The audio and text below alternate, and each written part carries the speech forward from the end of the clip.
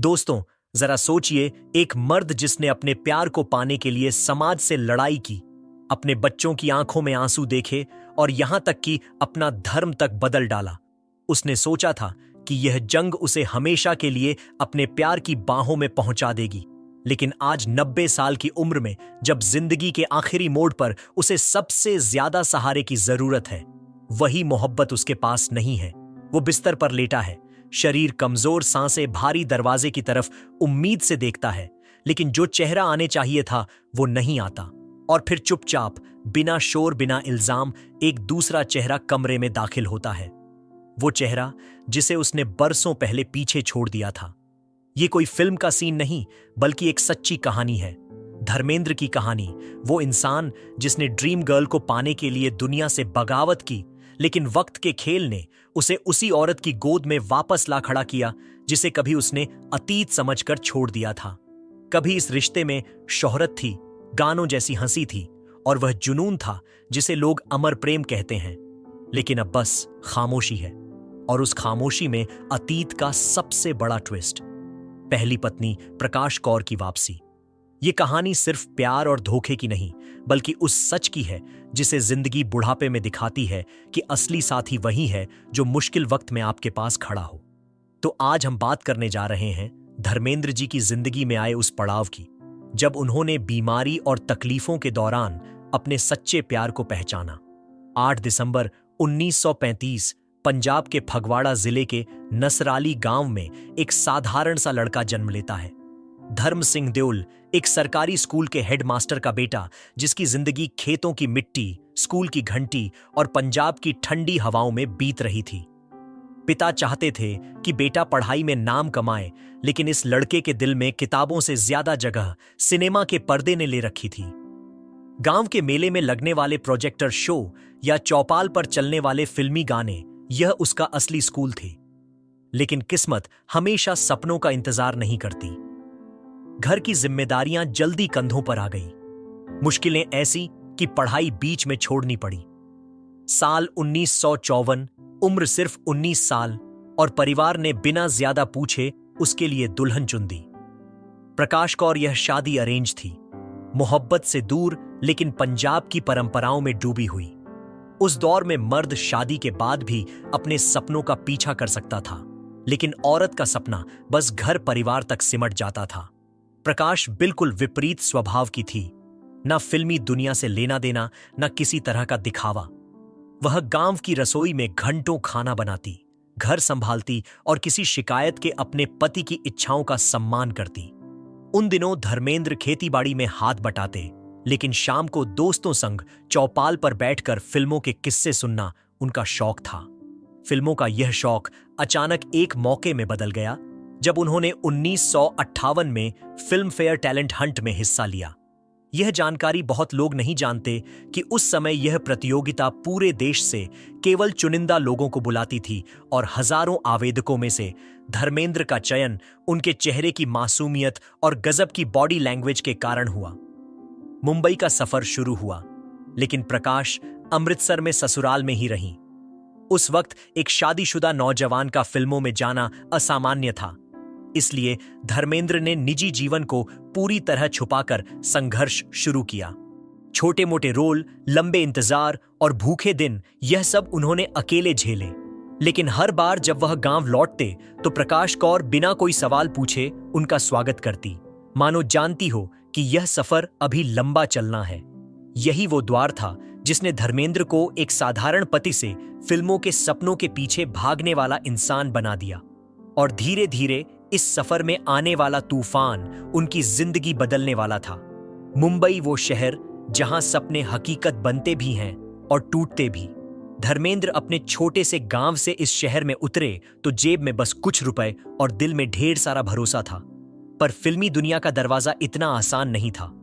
दिन भर स्टूडियो के बाहर चक्कर, रात को छोटे से कमरे में भूखे सोना, यही उनकी नई जिंदगी थी। शुरुआती दिनों में उन्होंने जूनियर आर्टिस्ट के रूप में भी काम किया, और कभी कभी फिल्मों के सेट पर सिर्फ देखने के लिए जाते कैमरे का जादू, लाइट्स की चमक और स्टार्स का रोब, ये सब उनकी आंखों में बसता जा रहा था। लेकिन असली मौका 1960 में आया, जब उन्हें दिल भी तेरा हम भी तेरे में पहला लीड रोल मिला। फिल्म बॉक्स ऑफिस पर बड़ी हिट नहीं थी, लेकिन धर्मेंद्र की सादगी और स्क्रीन प्रेजेंस ने डायरेक्टर्स का ध्यान खींच लिया। उनकी मेहनत और पर्सनैलिटी की चमक ने उन्हें जल्दी ही अलग पहचान दिला दी। 60 के दशक में अनपढ़ हकीकत जैसी फिल्मों ने साबित किया कि वो सिर्फ हैंडसम हीरो नहीं, बल्कि भावनाओं को स्क्रीन पर उतारने का हुनर भी रखते हैं। इस द्वार में उनका नाम उस समय के टॉप एक्शन हीरो और रोमांटिक स्टार्स में गिना जाने लगा। इसी बीच निजी जिंदगी में भी बड़ा बदलाव आया। 1960 के दशक के मध्य में उनके और प्रकाश कौर के घर 2 बेटे हुए। अजय सिंह देओल, सनी देओल और विजय सिंह देओल, बॉबी देओल, दोनों के जन्म के समय धर्मेंद्र फिल्मों में अपने पांव जमा चुके थे, लेकिन काम का दबाव इतना था कि पिता का समय देना मुश्किल हो जाता। फिर भी गांव लौटने पर वो बच्चों के साथ मिट्टी में खेलते और मां प्रकाश कौर को महसूस कराते कि शोहरत के बीच भी उनका रिश्ता अब भी कायम है। कम लोग जानते हैं कि इस समय तक धर्मेंद्र फिल्म इंडस्ट्री के वन टेक आर्टिस्ट कहे जाने लगे थे। उनके डायलॉग डिलीवरी और एक्शन सीक्वेंस इतने नेचुरल होते कि डायरेक्टर्स को रीटेक की जरूरत ही नहीं पड़ती, और 1966 में फूल और पत्थर की जबरदस्त सफलता ने उन्हें स्टारडम के शिखर पर पहुंचा दिया। ये वही फिल्म थी जिसने उन्हें फिल्म फेयर अवार्ड में बेस्ट एक्टर की नामांकन दिलाया और फिल्म इंडस्ट्री में उनका नाम पक्का कर दिया। लेकिन जैसे जैसे स्टारडम चढ़ता गया, उनके आसपास लोगों और खासकर खूबसूरत अदाकाराओं का दायरा भी बढ़ने लगा। साल 1970 धर्मेंद्र का करियर अपने सुनहरे दौर में था। एक्शन हीरो के साथ साथ रोमांटिक लवर बॉय की उनकी इमेज पर्दे पर भी चमक रही थी। इसी समय इंडस्ट्री में कदम रखी एक नई अभिनेत्री ने, जिसने अपने पहले ही रोल से दर्शकों को दीवाना बना दिया। हेमा मालिनी। तमिलनाडु के एक ब्राह्मण परिवार की यह लड़की नृत्य और अभिनय में इतनी निपुण थी कि मीडिया ने उसे ड्रीम गर्ल का ताज दे दिया। धर्मेंद्र और हेमा की पहली मुलाकात फिल्म शराफत के सेट पर हुई। शुरू में यह रिश्ता बस प्रोफेशनल था। सीन खत्म होते दोनों अपने अपने मेकअप रूम में चले जाते। लेकिन फिर आई तुम हसीन में जवान और खासकर सीता और गीता। इन फिल्मों की शूटिंग के दौरान दोनों के बीच एक अजीब सी सहजता आ गई। कैमरे के सामने उनका केमिस्ट्री इतना नेचुरल था कि डायरेक्टर्स तक को लगता ये सिर्फ एक्टिंग नहीं है, पर असली कहानी कैमरे के पीछे लिखी जा रही थी। धर्मेंद्र जो पहले से शादीशुदा थे और 2 बच्चों के पिता, हेमा के आकर्षण से बच नहीं पाए। वो सेट पर उन्हें देख घंटों तक सीन रिहर्स करने का बहाना बनाते, यहां तक कि डायलॉग में गलती करके रिटेक मांगते। बस थोड़ा और वक्त साथ बिताने के लिए वो सेट पर गुलाबों के गुलदस्ते भेजते। शूटिंग खत्म होने के बाद भी कार में उनका इंतजार करते। धीरे धीरे हेमा भी उनकी सच्चाई और मोहब्बत के आगे पिघलने लगी। यह रिश्ता किसी आम फिल्मी अफेयर जैसा नहीं था। धर्मेंद्र इसे पूरी तरह निभाना चाहते थे, लेकिन सबसे बड़ी दीवार थी पहली पत्नी प्रकाश कौर। प्रकाश ने कभी तलाक देने से इनकार नहीं किया और इसने इस प्रेम कहानी को एक और नाटकीय मोड़ दे दिया। शोले की शूटिंग के दौरान धर्मेंद्र और हेमा मालिनी के बीच नजदीकियां बढ़ने लगी थीं। फिल्म के एक रोमांटिक सीन में धर्मेंद्र को हेमा का हाथ पकड़ना था। वह बार बार कैमरा ऑपरेटर से कह देते कि फोकस गड़बड़ हो गया है या लाइट सही नहीं है, ताकि सीन दोहराना पड़े और उन्हें हेमा के साथ थोड़ा और समय मिल सके। हेमा को भी समझ आ रहा था, लेकिन उन्होंने कभी कुछ नहीं कहा। हेमा मालिनी को गाड़ी चलाना हमेशा से सीखना था, लेकिन फिल्मी काम के बीच उन्हें कभी सही मौका नहीं मिला। धर्मेंद्र को जब यह बात पता चली तो उन्होंने खुद आगे बढ़कर कहा कि वे उन्हें ड्राइविंग सिखाएंगे। शूटिंग के खाली समय में या पैकअप के बाद दोनों कार में निकलते और धर्मेंद्र धैर्य से उन्हें सिखाते। कभी गियर बदलने का तरीका बताते, कभी मोड़ पर सावधानी बरतने की सलाह देते। इन ड्राइविंग लेसन्स के दौरान दोनों के बीच सिर्फ ड्राइविंग की बातें ही नहीं होती थी, बल्कि हंसी झाक और हल्की फुल्की बातचीत भी होती थी। यही छोटे छोटे पल धीरे धीरे उनकी दोस्ती को गहरे रिश्ते में बदलने लगे। हेमा मालिनी की मां जया चक्रवर्ती अपनी बेटी के लिए हमेशा एक अविवाहित और स्थिर जीवन साथी चाहती थी। उन्हें धर्मेंद्र से रिश्ता मंजूर नहीं था, क्योंकि वे पहले से शादीशुदा थे।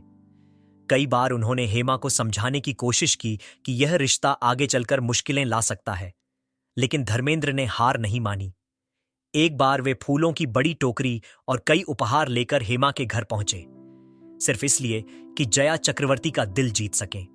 हालांकि पूरी तरह उनका मन बदलना आसान नहीं था, लेकिन धर्मेंद्र का यह प्रयास उनके सच्चे इरादों का संकेत था। फिर आया वो फैसला जिसने पूरे देश को चौंका दिया। धर्मेंद्र और हेमा दोनों ने इस्लाम धर्म कबूल कर लिया ताकि मुस्लिम पर्सनल लॉ के तहत दूसरी शादी कर सकें। धर्मेंद्र बने दिलावर खान और हेमा बनी आयशा भी। 1969 में उन्होंने निकाह किया और कुछ सालों तक इस शादी को गुप्त रखा। अक्सर कहा जाता है कि धर्मेंद्र ने मुस्लिम धर्म अपनाया ताकि वे हेमा मालिनी से दूसरी शादी कर सकें, लेकिन हेमा ने बाद में एक इंटरव्यू में इस बात की अलग वजह बताई। उनके अनुसार धर्म बदलना उनके लिए सिर्फ एक कानूनी औपचारिकता थी ताकि रिश्ते को लेकर किसी तरह की रुकावट या विवाद ना हो। उन्होंने कहा था कि उनके लिए सबसे बड़ा धर्म प्यार था और इस कदम का उद्देश्य सिर्फ अपने रिश्ते को समाज के दबाव और कानून की जटिलताओं से बचाना था। दूसरी शादी के बाद धर्मेंद्र की जिंदगी दो हिस्सों में बंट चुकी थी। एक तरफ मुंबई के जहू में हेमा मालिनी और उनकी दो बेटियां ईशा और आहाना, दूसरी तरफ पंजाब से जुड़े जड़ों वाले घर में पहली पत्नी प्रकाश कौर और बेटे सनी व बॉबी। ये दो दुनिया बिल्कुल अलग थी। एक में फिल्मी पार्टियों की चमक दमक, दूसरी में घर के आंगन की सादगी। धर्मेंद्र इन दोनों घरों के बीच एक पतली डोर पर चल रहे थे। सुबह कभी सेट पर हेमा के साथ रोमांटिक सीन, शाम को सनी की स्कूल मीटिंग या बॉबी का बर्थडे।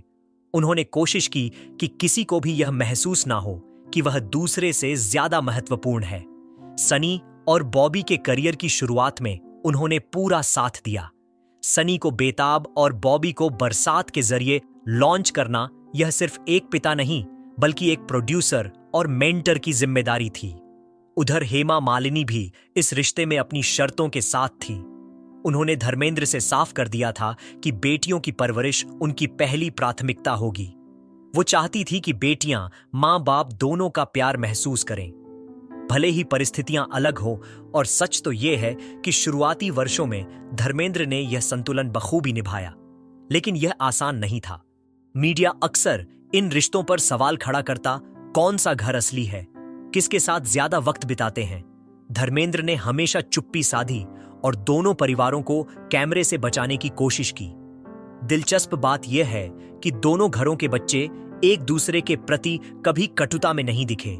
ईशा और आहाना ने पब्लिक में कई बार कहा कि उन्हें अपने भाइयों सनी और बॉबी पर गर्व है, और सनी ने भी एक इंटरव्यू में कहा था, हमारे पिता का दिल इतना बड़ा है कि वह दो परिवार संभाल सकते हैं। लेकिन वक्त का खेल यही नहीं रुकता। करियर के ऊंचे शिखर पर होते हुए भी उम्र की रफ्तार धीमे धीमे रिश्तों की चमक पर असर डालने लगी थी।